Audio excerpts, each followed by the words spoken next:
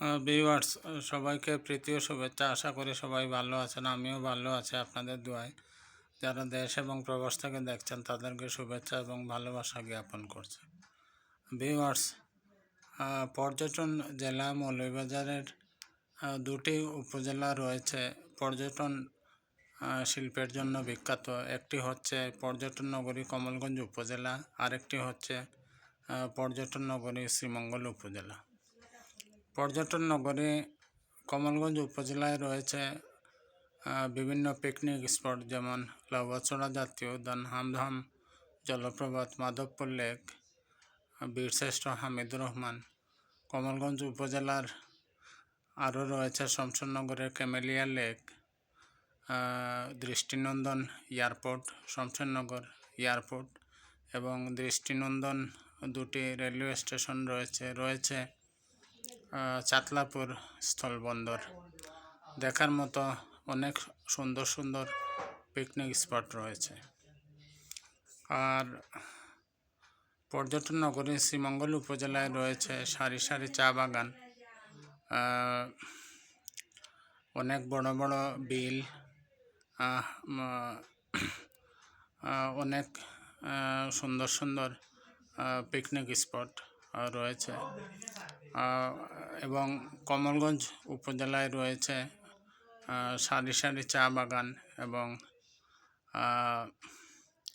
অনেক সুন্দর সুন্দর পাহাড়ি আঁকাবাঁকা মেঠোপথ।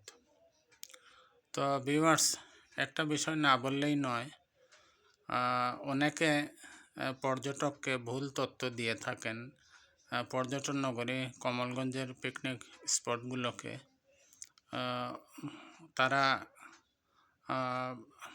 অনেকে ভিডিওর মাধ্যমে ভুল তথ্য দিয়ে থাকেন।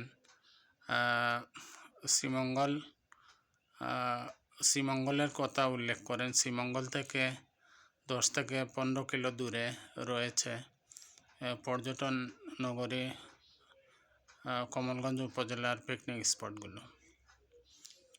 দয়া করে এসব কথা বলবেন না পর্যটকদের সঠিক তথ্য দিয়ে সহায়তা করবেন, এই প্রত্যাশাই করি। কমলগঞ্জ উপজেলায় আরও রয়েছে রিসোর্ট, টিলাগাঁও ইকো রিসোর্ট এবং অরণ্য নিবাস ইকো রিসোর্ট রয়েছে। ভালো খাবার দাবারের চাইনিজ রেস্টুরেন্ট আছে। তো ভিউয়ার্স, আজকে এ পর্যন্তই। একটা কথা মাথায় রাখতে হবে, কমলগঞ্জ উপজেলা হলো আলাদা এবং শ্রীমঙ্গল উপজেলা হলো আলাদা। তো আজকে এ পর্যন্তই ভিউয়ার্স। ভালো থাকবেন, সুস্থ থাকবেন, নিরাপদে পথ চলবেন, এই প্রত্যাশাই করি।